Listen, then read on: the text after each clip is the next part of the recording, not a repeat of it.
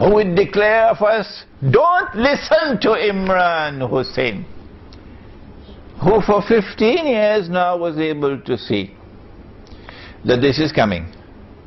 They still can't see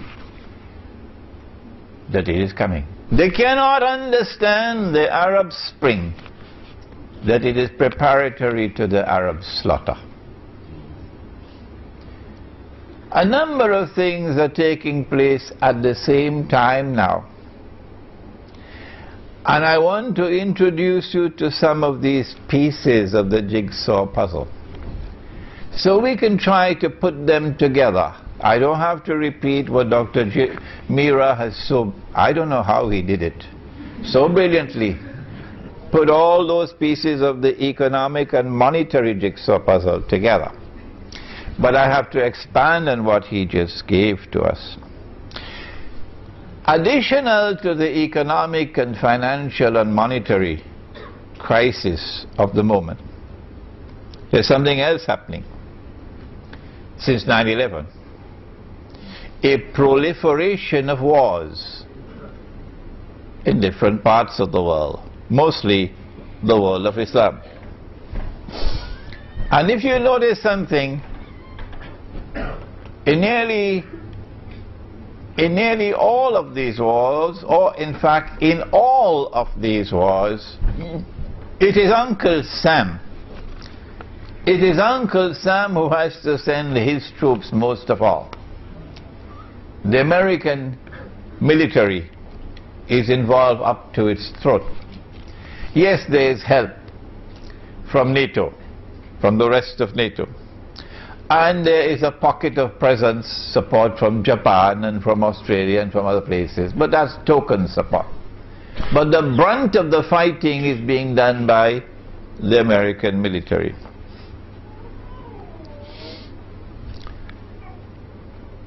I want to suggest to you that the economic and financial crash is coming at a time when an American military crash is also going to take place.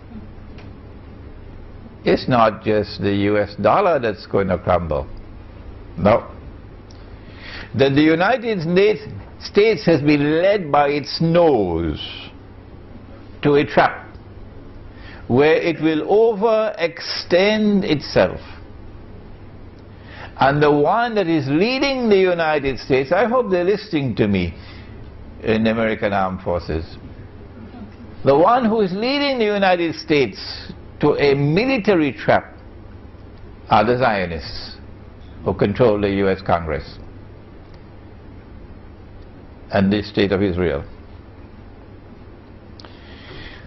If Iran, there's a lecture I delivered maybe 1 week ago in Tamantun, Dr. Ismail, which is on YouTube, implications of a Zionist-Israeli attack on Iran, in which I have explained the subject in much greater detail than we can mention here today.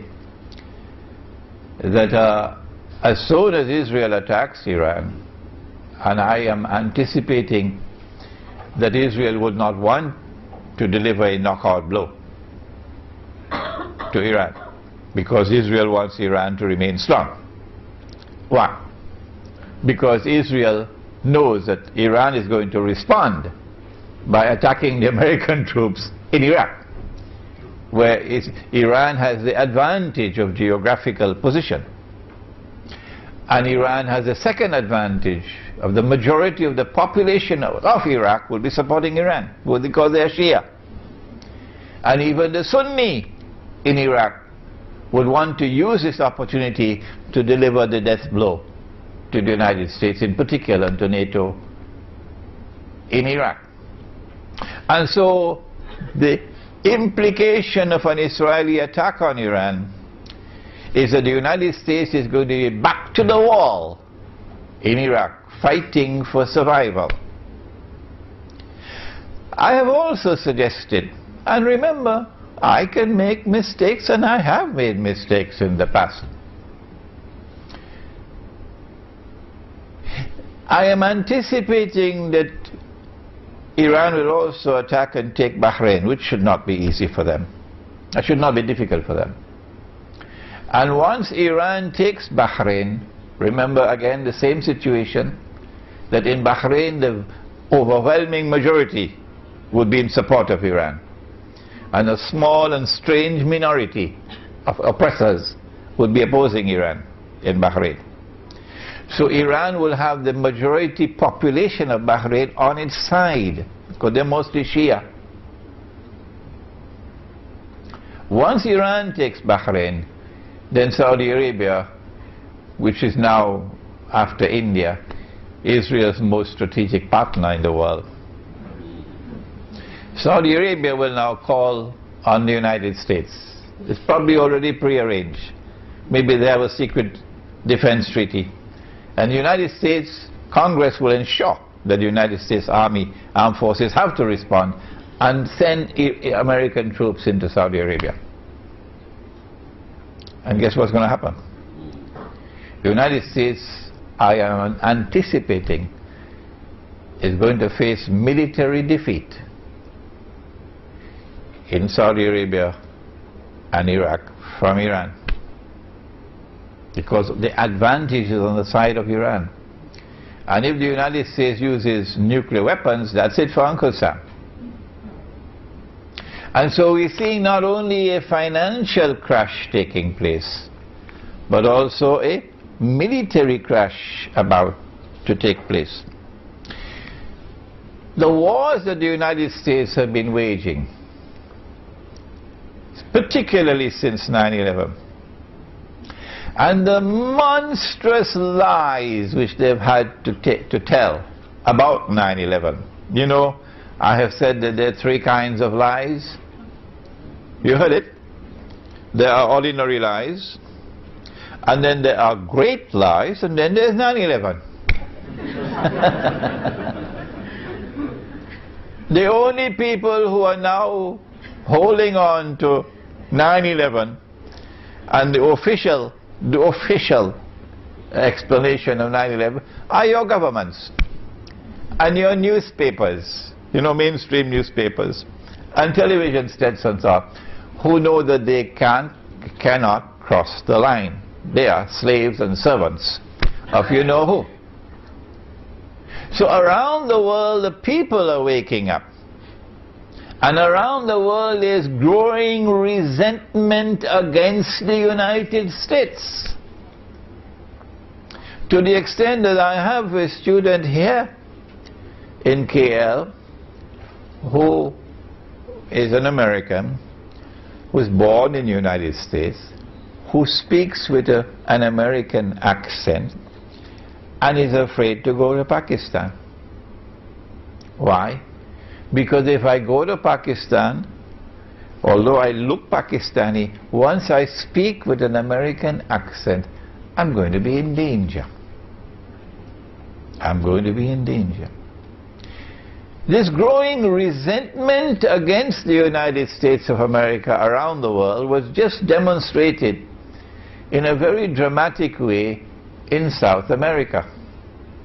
A few days ago, the heads of state of all the South American and Caribbean countries, including my own Trinidad and Tobago, met in a summit conference in Caracas to create a new organization that would replace the OAS, or the Organization of American States. The OAS, or the Organization of American States, includes Uncle Sam and includes Canada. But guess what? The new organization is called CIRAC, Community of Caribbean and Latin American Countries. They held their inaugural conference in Caracas a few days ago. And the United States and Canada are not invited to be part of this organization. Hugo Chavez announced, this is the end of the Monroe Doctrine. I'm not going to tell you what is the Monroe Doctrine. Take a note of it, and when you go home, check it out on Google. What is the Monroe Doctrine? Here is startling evidence. The creation of this rival organization called SILA to replace the organization of American states in such a strategically important part of the world. Evidence of the declining status of the United States of America in the world. Growing hatred, growing resentment is also leading to isolation. There's more hatred coming. Let me explain. So we can see the pieces coming together. What's going to happen when Iran is attacked? Naturally, the price of oil is going to shoot up dramatically. Apart from the fact that the US dollar will be collapsing. The Prophet said, alayhi salatu wassalam, it's a hadith of Sahih Bukhari, it is also in Sahih Muslim. He said about Akhiruz Zaman, one of the signs of the last day, is that the river Euphrates, you have studied geography, haven't you? The river Euphrates will uncover a mountain of gold. But he went on to say that the believers must not touch it. We can understand if the gold came from the bank and it's riba, you don't touch that. But this is not coming from a bank. This is not the bank of Euphrates, this is the river. So this can't be haram gold. No, they're halal gold. Well then why did he say that the believers must not touch that gold? He said that mankind will fight over that gold, and that 99 out of every 100 will be killed. Which means that it's not going to be conventional warfare, because conventional warfare don't kill 99 out of every 100 combatants. This is going to be nuclear warfare really, or some kind of a warfare similar to nuclear warfare, which would kill 99 out of every 100, or biological warfare. So this is not going to be Tom, Dick and Harry fighting with little pistols. It has to be global warfare over that gold. If you are persuaded that the Prophet alayhi salatu wasalam is talking about a mountain of that metal, gold, that is your right. And nobody is going to look down upon you. That there is going to be a mountain of gold. A mountain is something very high, and it's going to come from the river Euphrates. Or maybe you might want to say, well, the Prophet alayhi salatu wasalam is using symbolic language when he used the word mountain, and that what he meant was a large amount of gold, because gold is normally underground, under the river. So a large amount of gold is going to come from underneath the river. Maybe you want to use that kind of interpretation of the word mountain. But there are some who say, no, mountain is mountain. And you have no right to interpret the word mountain to mean large quantity. Or you may want to allow me to offer an opinion. And of course you know the warning.